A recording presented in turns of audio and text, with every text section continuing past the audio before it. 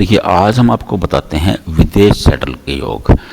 लोग ना आजकल एक चलन चल गया है विदेश जाने का, वहाँ जाके धन कमाने का एक फैशन बनता जा रहा है। विशेषकर नॉर्थन इंडिया में ये ऐसी स्थिति है। तो आज हम आपको बताते हैं, देखिए ये आपकी भाग्य रेखा है और ये आपकी लाइफ लाइन है। अगर ये चंद्र पर्वत है, ये चंद्र पर्वत, देखिए जो चंद्र पर्वत होता है ये मन का कारक है, चंद्र माँ का भी कारक है। जिन लोगों का चंद्र खराब है वो अपनी माँ की सेवा करें, चंद्र तुरंत ठीक हो जाता है।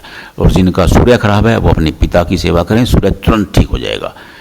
देखिए, सूर्य भगवान को जल चढ़ाना अच्छी बात है, लेकिन पिता को इग्नोर करके आप चाहे सूर्य को समुद्र चढ़ा दो, कुछ नहीं होने वाला। मैं आपको सीधी बात, टके की बात बता रहा हूँ। अगर आप अपने पिता से, आपके पिता आपसे नाराज़ हैं, तो आप सूर्य भगवान को कितनी भी गैलन जल चढ़ाते रहिए, कुछ हो ही नहीं सकता। अगर आपका चंद्र खराब है, आप 1,00,000 उपाय कर लीजिए, अगर आपकी माँ आपसे नाराज है तो चंद्र ठीक हो ही नहीं सकता। मेरी अपनी ज़िंदगी का अनुभव है, क्योंकि चंद्र ठीक करने के लिए माँ को खुश रखना जरूरी है। और अगर अपने सूर्य को ठीक रखना है तो आप अपने पिता को खुश रखिए। देखिए, ये वो सत्य है जो कड़वा सत्य है।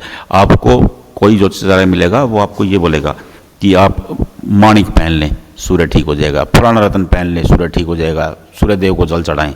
लेकिन नहीं, अगर आपके पिता आपसे नाराज़ हैं तो चाहे आप सूर्य देव को पूरा समुंदर चढ़ा दें, वो सूर्य ठीक हो ही नहीं सकता। तो बात कर रहे थे हम लोग कि चंद्रमा की। देखिए, विदेश जाने की रेखा की बात कर रहे थे, मैं भूल गया, रास्ता भटक गया। तो अब ये चंद्रमा है, चंद्रमा मन का कारक है, माँ का कारक है और यात्राओं का भी कारक है। विदेश इस सूर्य से देखा जाता है। अगर चंद्र पर्वत से ये रेखा निकल करके आपकी कामयाबी की रेखा में मिल गई तो ये यात्रा की लाइन है। अगर ये मिल जाती है, मिलने का मतलब है कि आप विदेश में प्रवास करेंगे। सीधा सीधा फार्मूला है, कोई चक्कर ही नहीं है। अगर आपकी लाइफ लाइन में से भी कोई रेखा चंद्रमा पर आ गई है तो ये भी विदेश में रहने का योग है। नंबर 1 योग और नंबर 2 योग, ये विदेश में प्रवास के योग हैं। अगर चंद्रमा से कोई रेखा निकल करके सीधी यहाँ आ जाती है, देखिए ये भाग्य रेखा होती है, और इसके साथ यात्रा की रेखा ऐसे जुड़ जाती है, ये विदेश रहने का योग है।